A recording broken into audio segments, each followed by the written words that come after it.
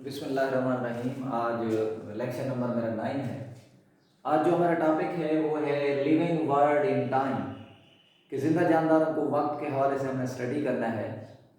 ये आपने पहले पढ़ रखा है कि since the origin of life, कि जिंदगी की इब्तदा से लेकर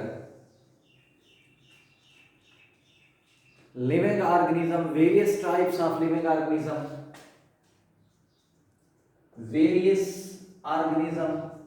मुख्तलिफ किस्म के जो जानदार हैं वर इवॉल्व, ये बनते रहे, एंड डोमिनेटेड, और ये गालिब रहे, in various periods of time chart.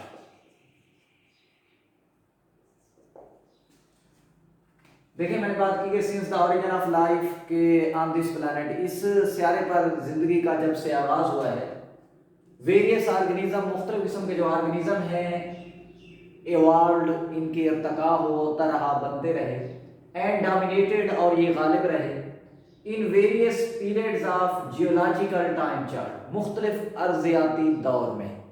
यानी इस ज़मीन पर मुख्तलिफ किस्म के अदवार में मुख्तलिफ किस्म के जानदार बनते रहे और वो गालिब रहे। और ये सारा कुछ हमें कैसे पता चला कि this has been found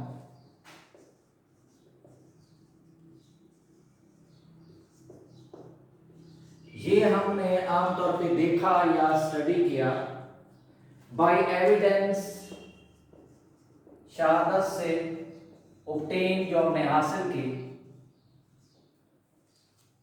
from the discovery, दरियाफ्त से, एंड स्टडी, और उनके मुतालिए से, ऑफ फॉसिल्स के।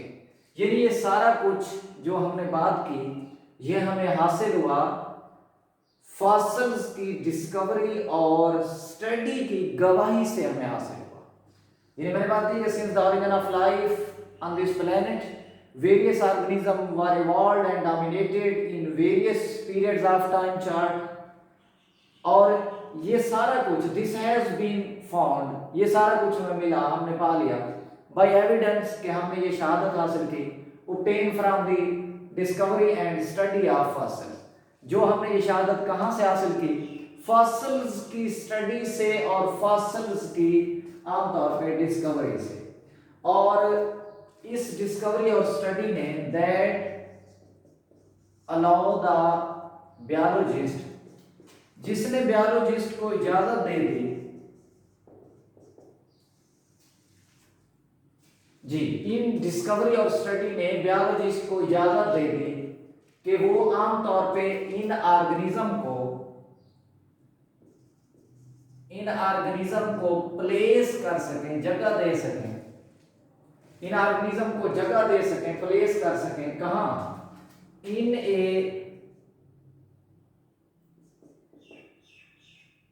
टाइम सीक्वेंस, यानी वक्त की तरतीब में। कि मतलब कि जो ऑर्गेनिज्म पहले मौजूद था, पुराना था, उनको पहले रखा जाए, और जो ऑर्गेनिज्म न्यू थे फॉसिल की शक्ल में, उन्हें बाद में अरेंज किया जाए।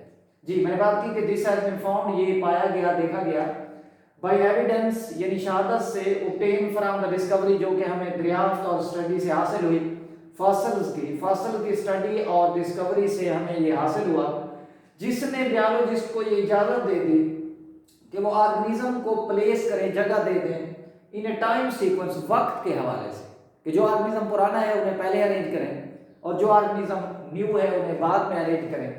एज टाइम पासेस, जो जो वक्त गुजरता गया, न्यू लेयर्स ऑफ सेडिमेंट्स, नए जमे हुए मटेरियल की जो तहें थी, आर लेड डाउन, बिछती गई। जी, मैंने बात की कि एज टाइम पासेस, जो जो वक्त गुजरता गया, तो वक्त गुजरने के साथ साथ क्या हुआ कि न्यू लेयर्स ऑफ सेडिमेंट्स, कि जो नई लेयर ऑफ सेडिमेंट्स थी आर लेड डाउन, वो बिछती गई। और इससे आमतौर पे क्या हुआ कि द ओल्डर ऑर्गेनिज्म, जो पुराने वाले ऑर्गेनिज्म थे, ऑर्गेनिज्म ना कहें तो ओल्डर फॉसिल्स कह लो, जो ओल्डर ऑर्गेनिज्म थे they were present in deep layer, वो डीप लेयर में होंगे, नीचे नीचे होंगे। और जो न्यू लेयर ऑफ सेडिमेंट होंगे वो लाजिम बात है इनके ऊपर होंगे। और ये जो लेयर्स का सीक्वेंस है, तरतीब है, हैज नॉट बीन डिस्टर्ब, ये अभी तक डिस्टर्ब नहीं हुई। जहां भी हम देखते हैं वैसी की वैसी हमें ये अरेंजमेंट नजर आती है। और ये भी ध्यान में रखना कि जो एक ही लेयर्स के अंदर हमें फॉसिल्स नजर आएंगे, ऑर्गेनिज्म नजर आएंगे, वो जब भी जिंदा थे तो वो एक ही आमतौर पे दौर में थे, एक ही पीरियड में थे। और डिफरेंट लेयर्स के अंदर जो ऑर्गेनिज्म होंगे वो लाजिम बात है डिफरेंट जियोलॉजिकल टाइम में सरवाइव करते थे। और इन लेयर्स में फॉसिल्स की वजह से या ऑर्गेनिज्म की वजह से we can calculate the date और एज ऑफ रॉक्स। रॉक्स ना कहें तो फॉसिल्स कह लें कि इनकी वजह से, इन लेयर्स के अंदर ऑर्गेनिज्म की वजह से जो यहां मौजूद होते हैं, हम उन रॉक्स की या फॉसिल्स की एज को या डेट को कैलकुलेट कर सकते हैं। अब ये जो एज है, ये जो डेट है, हम कैसे कैलकुलेट कर सकते हैं कि हम स्टडी करते हैं उनके अंदर पाए जाने वाले amount of radio active isotope, कि उनके अंदर ताबकार मटेरियल कितना मौजूद है, रेडियो एक्टिव मटेरियल कितने मौजूद है। और ये आपको पता होना चाहिए कि जितने आमतौर पे ज्यादा अरसा जो वक्त गुजर चुका होता है, उतने रेडियो एक्टिव नॉर्मल एटम में चेंज हो चुके होते हैं मटेरियल। तो इससे मुराद ये होगा कि जो ओल्डर लेयर्स के अंदर फॉसिल्स होंगे, ओल्डर लेयर्स वाले, बुलाने बात है पुराने हैं, तो they have lesser number of radioactive material than the younger.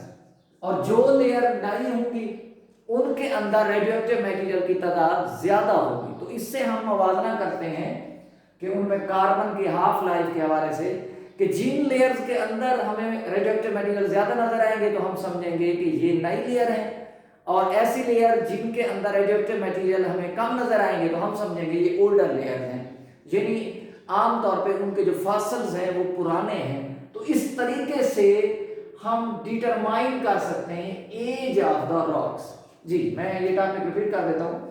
Living world in time के हवाले से मैंने बात की। मैंने कहा कि जब से ये जिंदगी इस कायनात की खालिक ने बनाई है, तब से मुख्तलिफ किस्म के जो ऑर्गेनिज्म थे वो यहाँ बनते रहे और डोमिनेटेड रहे, और मुख्तलिफ अर्जियाती दौर में। और ये सारा कुछ हमें पता चला है फॉसिल्स की स्टडी और डिस्कवरी से। और जिसने बायोलॉजिस्ट को इजाजत दे दी कि अब वो इन ऑर्गेनिज्म को या फॉसिल्स को अरेंज करें वक्त के हवाले से।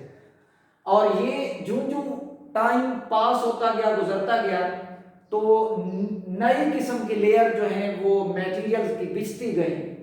और ये लेयर जो सिस्टम है ये अभी तक डिस्टर्ब नहीं हुआ, लेकिन जो ओल्डर आमतौर पे ऑर्गेनिज्म होंगे, जो फॉसिल्स होंगे, वो डीपर होंगे, और लाजिम बात है कि नई लेयर उसके ऊपर बिछती गई।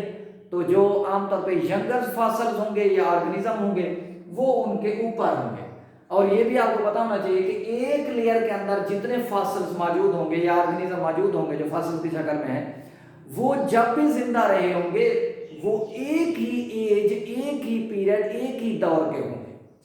और इसी तरह हम इन फॉसिल्स की, इन आमतौर पे ऑर्गेनिज्म की, इन रॉक्स की हम एज को डिटरमिन कर सकते हैं, मालूम कर सकते हैं, डेट को डिटरमिन कर सकते हैं बाय द कंपैरिजन। हम मवाजना करते हैं presence of radioactive material present in them, कि हम उनके अंदर जो रेडियोएक्टिव मटेरियल की मिकदार है उसका मवाजना करते हैं। मिसाल के तौर पे जो ओल्डर लेयर्स वाले ऑर्गेनिज्म होंगे, जो फॉसिल्स होंगे, उनके अंदर रेडियोएक्टिव मटेरियल कम होंगे एज कंपेयर टू यंगर। जो आमतौर पे नए ऑर्गेनिज्म होंगे उनके अंदर रेडियोएक्टिव मटेरियल की अमाउंट आमतौर पे ज्यादा होगी एज कंपेयर टू ओल्डर। तो इस तरीके से हम उनकी एज को डिटरमिन कर सकते हैं।